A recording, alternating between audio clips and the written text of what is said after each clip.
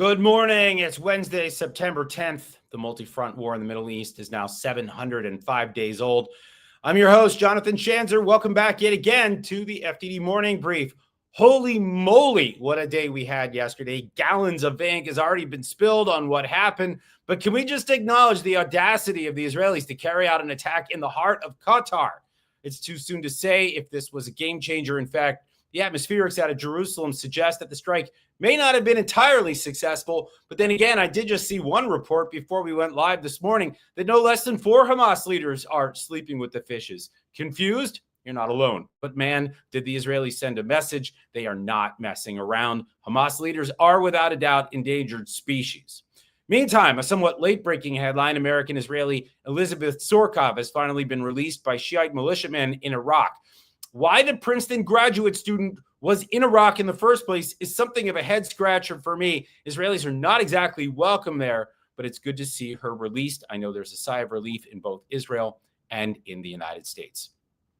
Today's guest is Ambassador Edward Gabriel. Ambassador Gabriel is the president and CEO of the American Task Force on Lebanon, which works to build bridges between the United States and the land of the Cedars. He's also previously served in lots of high-level diplomatic roles, including the U.S. ambassador to Morocco. He'll be joining the program shortly to discuss U.S. Middle East foreign policy, the present situation in Lebanon as Hezbollah's influence wanes, and more. So stay tuned. All right, let's talk about those Israeli strikes on Hamas targets in Qatar yesterday. We can start with the timing. Some say it coincided with Israel's recent offensive to eradicate Hamas once and for all. I suppose, but here's what I think. Those strikes were 705 days overdue. They should have happened on October 8th, 2023. Now let's talk about Qatar's angry response. The Qataris need to slow their roll. They knew they were playing with fire by hosting Hamas. They should be happy their luck lasted this long. The Trump administration's response fascinates me. They're half-heartedly disavowing the attacks, but let's be real. Trump knew. The Israeli Air Force was involved, for crying out loud. That required deconfliction with the U.S. military because the U.S. operates a massive airbase, Al Udeid, smack in the middle of Qatar. The Qataris thought they could get away with supporting Hamas by simply hosting that base.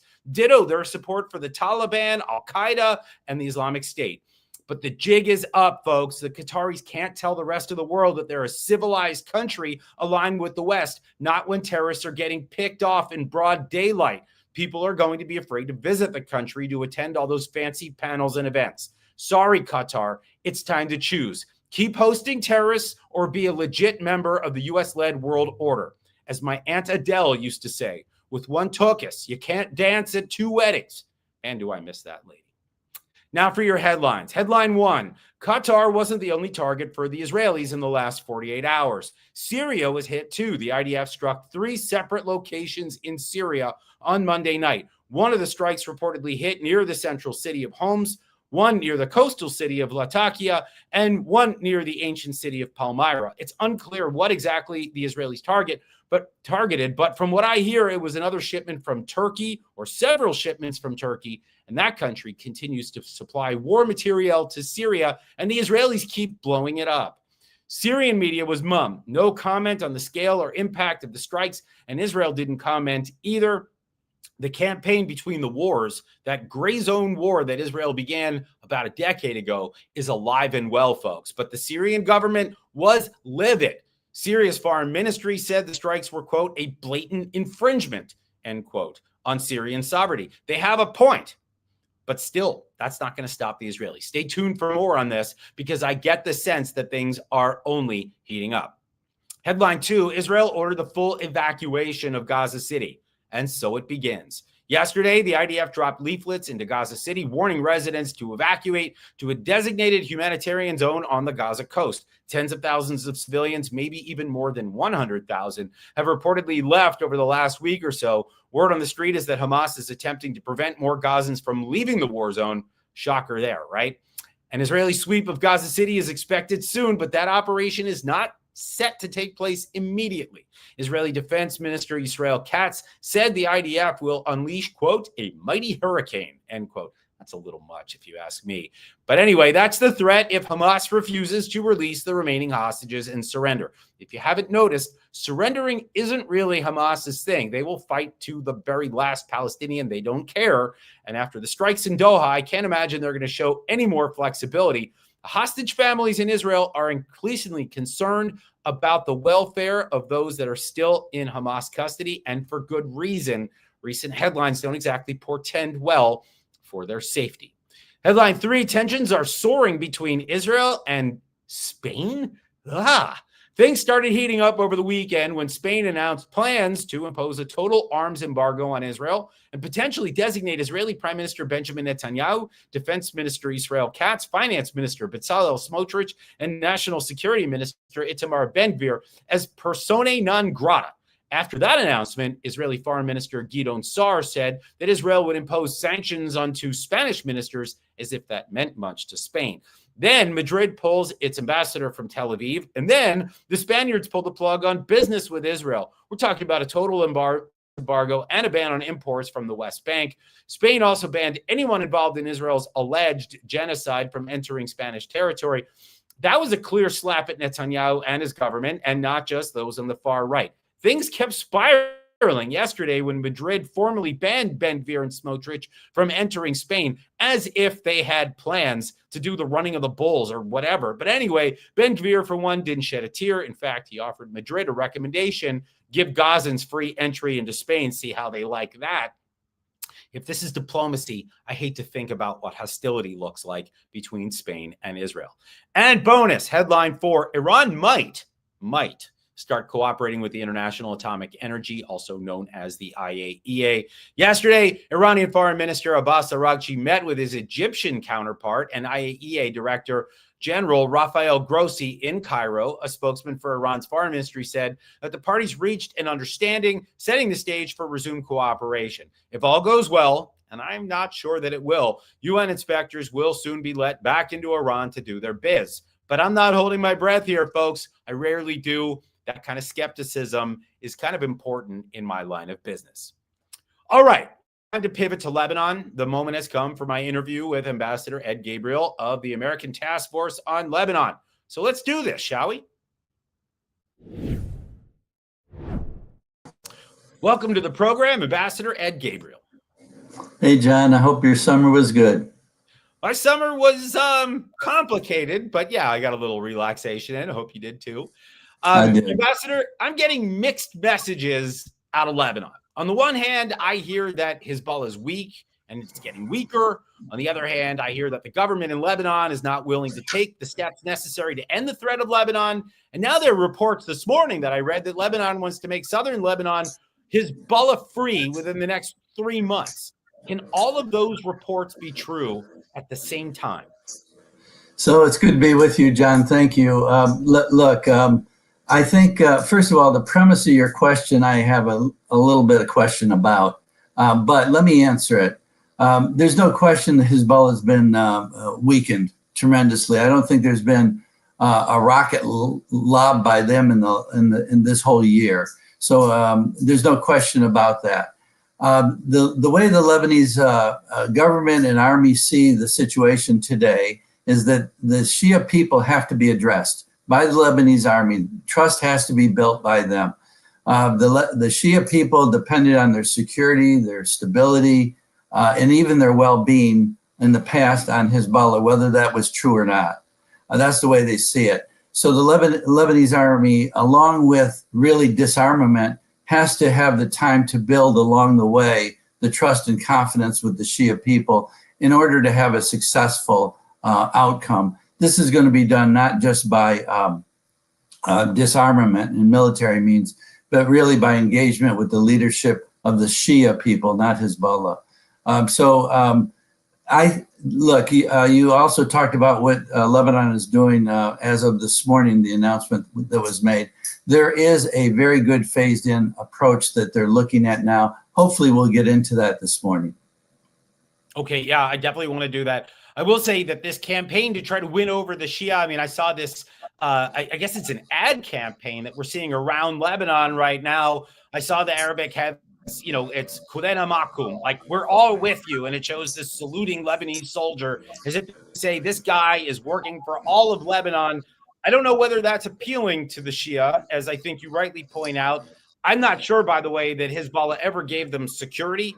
I'm not sure that they ever were looking out for their well-being, but I suppose they still need to win them over. And I think that is still an important portion of Lebanese society. And I guess we can talk about that in a minute. But I want to ask you, we're about to head into the UN General Assembly in New York in a few days. It will be, I think, probably headlined by Ahmed al-Shara, which is, well, that's interesting in its own right. But we're going to see the mandate of the bill come to an end. At least that's what we're hearing right now across the UN system. The UN interim force in Lebanon, as we know it. Is that a good thing to see them phase out in your perspective? You and I have talked about this in the past. Yep. I think they're a waste of They're a waste of American taxpayer dollars. They haven't actually helped Lebanon at all. So what's your take? And maybe more importantly, what are Lebanese saying about this? Well, the UN, UNGA must have been listening to our conversation over lunch a few months ago, because I think we agree there. I think the phase out of UNIFIL is very important. That they did this as a permanent issue is also important. To have done this abruptly, though, would have been a huge mistake. So now they've got 18 months to withdraw, stand up the Lebanese armed forces, make sure that they monitor, the international community, especially the United States, monitors Lebanese armed forces progress standing up as UNIFIL stands down. This will require engagement, support, and also engagement on strategy with the Lebanese armed forces. But I see this as a very positive step to withdraw along with standing up the LAF. And I think it also is a good timetable for total disarmament inside Lebanon, I think. So I think the two come together quite well. Yeah, I mean, look, I think obviously total disarmament is a great goal. I'm still skeptical, and we've talked about that in the past too, and we'll get to that in a minute. But so let's try to go kind of border by border for a minute. I want to talk about the Lebanese border with Syria. There, I'm hearing actually really positive things. I mean, the flow of arms has essentially halted, or mostly halted, from Syria by way of Iran. So what's the secret to Lebanon's success there? What do we attribute to the success that we've seen along that border with Lebanon and Syria? So the success there is attributed, I think, number one, to the fall of Assad. Number two, increased monitoring of the border by Lebanon. They've been interdicting arms and other issues, other stuff coming across the border. And also, let's face it, political pressure. The one thing the Lebanese respond to well is pressure. They don't respond well if there's not pressure. So I think these three things have come together well. But let me just say one thing, John. The arms flow is not totally stopped. The good news is, from what I hear from military sources, the strategic arms are stopped, and Hezbollah will never again be able to rearm. What they have is the last of what they're going to get strategically. So there'll never be another military base for Iran in Syria where they can then push arms across the border. Hezbollah will never be allowed again to develop strategic arms. I think Israel knows that. Here's the problem, though. There are small arms coming across the border, and maybe even money, that has to be stopped by the Lebanese, because these arms are not a threat to Israel. They're a threat to Lebanon. And so it's in Lebanon's interest to stop the final movement of arms. It's not as great as it was in the past, like you said. It's good news, basically. But let's also look at what needs to be cleaned up in that regard as well. And it's in Lebanon's interest to do that. Oh, yeah. And obviously a work in progress. By the way, I mean, we didn't mention this, but, we are hearing about Turkish smuggling of weapons and war material. They're doing it to Syria right now. They're trying to actually arm up the Syrian regime, the al-Shara regime, or the Jolani regime, whatever you want to call it.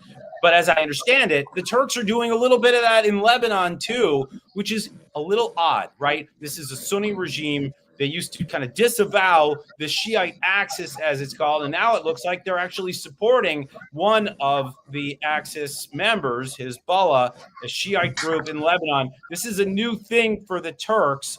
We're hearing that it's mostly maritime, and I guess that is another border that we need to think about. But at least for now, I think you're probably right that most of what's coming across from Syria has stopped, and that's a good thing. But so John, the other thing is the rapprochement between Syria and Lebanon. So important on all elements, borders, and everything else. Yeah. And I think this is all positive. Let's talk about the southern border right now. That's the border with Israel. It's complicated, but it's been quiet, and that's a good thing. And I hear the government now wants Israel to withdraw from those 5 observation points that Israel currently maintains in the south. These were set up right after the beeper operations and the walkie-talkies operation from the liver to the knee, as we called it. But now what we're hearing is that, okay, Lebanon says, okay, well, we're happy. We've got the southern border now more under control. So Israel, skedaddle. But if that border is vacated by Israel, is that going to leave room for Hezbollah to come back? Because, I mean, Hezbollah is not yet fully defeated. So why push the Israelis to leave if you're Lebanon right now? Why would you want to do that and potentially open the door for Hezbollah to get stronger in the south? Okay, so those 5 hilltops are manned by a patrol each. That they are not there for kinetic military purpose. They're there to show protection and security for the families moving to the north. This really has little to do with any kind of military action. Having said that, though, withdrawal it was never mentioned as a quid pro quo in the last meeting of the Lebanese government's meetings. They've had 2 meetings now that have been historic. And I want to talk to you about that. But getting right to the point here, they're going to disarm Hezbollah, they say, in 5 phases. The first phase, which you mentioned earlier, is within 1 to 3 months, they will disarm Hezbollah and all militias south of the Litani without any quid pro quo, without any concessions. They're not saying, but you must do, or America should do. They're going to do it. They said, we're out, we're going to do it. That's where we should focus now. The question will be, after phase 1, will Israel see it in their interest? Will the United States see it in their interest to say, look, let's help Lebanon move forward. They've made the first move. They've done a good job. What can we do with concessions? Is it withdrawal? Is it exchange of prisoners? Is it cessation of hostilities? There's a lot of things that can happen after phase 1 that would help to start to build the trust and confidence necessary to speed up phase 2, 3, 4, and 5, and we can talk about that. But overall, the Lebanese have come out and said they are going to disarm regardless. Yeah, and look, that is a really good sign. The no quid pro quo, just the idea that they're going to clean house in the south. That's an incredibly positive thing, and they're not asking Israel to withdraw until that's done. Then look, I would actually, I think, agree here that there might be no reason for the Israelis to have deployments in those 5 hilltops, as you call them. Those patrols may not need to be there, right? There's actually no reason for them. They could still have a significant presence along that northern border, along the so-called blue line. But I would actually also argue that maybe it's time to stop calling it the blue line. Maybe it's time after that to actually create an internationally recognized, mutually agreed upon border. And then all of a sudden, the game changes entirely for Lebanon and Israel. Then maybe you start to actually, God forbid, talk about normalization between these 2 countries. I don't want to call it peace, but at least having some kind of an agreement where both sides mutually understand one another's security concerns and support one another. Politically, how are things looking right now? I mean, I hear from friends in Lebanon that even with strong leadership from Joseph Aoun, Lebanon's president, it is still a challenge to unify the Lebanese government. You talked about the Shia and their lack of trust for the army and the need to kind of look like that the government is supporting them. So is it time for a different system in Lebanon? Is that even possible? What's going on politically?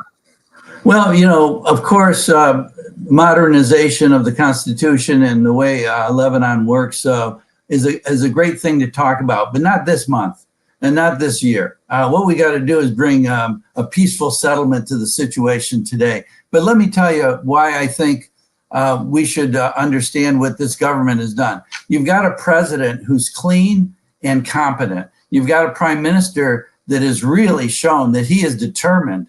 And he said this in the last session to Hezbollah, your idea of war is over. You lost. War and destruction lost. We have to now move towards peace and prosperity through diplomacy and partnerships.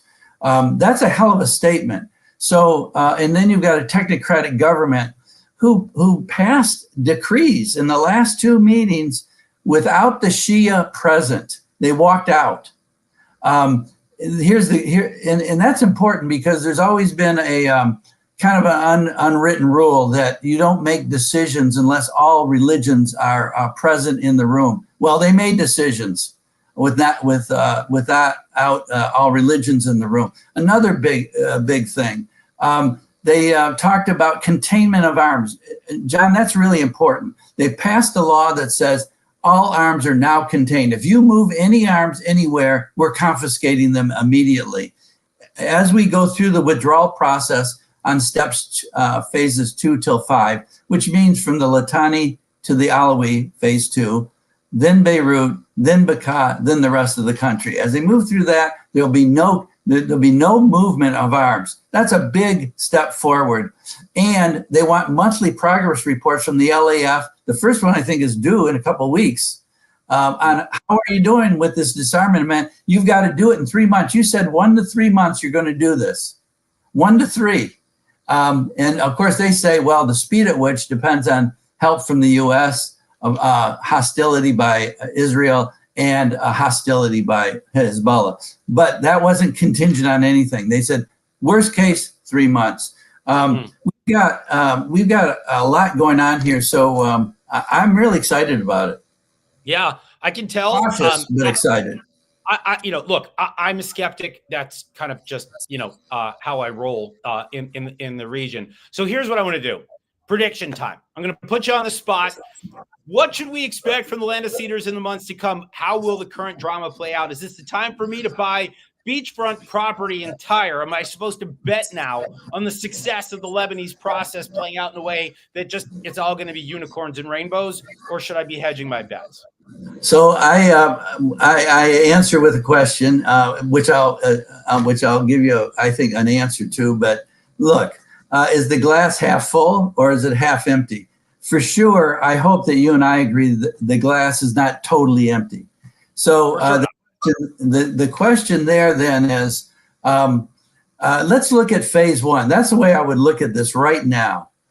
There's a commitment to disarm. And if things are done well, and there's a containment of arms, if those two issues are being monitored and dealt with, and the success is moving forward, within 3 months, you and I may want to make a mutual investment together because the glass may be more than half full. But let's look at phase 1 first, and then help through pressure, quite frankly, through friendship, through pressure, to make sure that movement continues. There are no timelines between phase 2 and 5.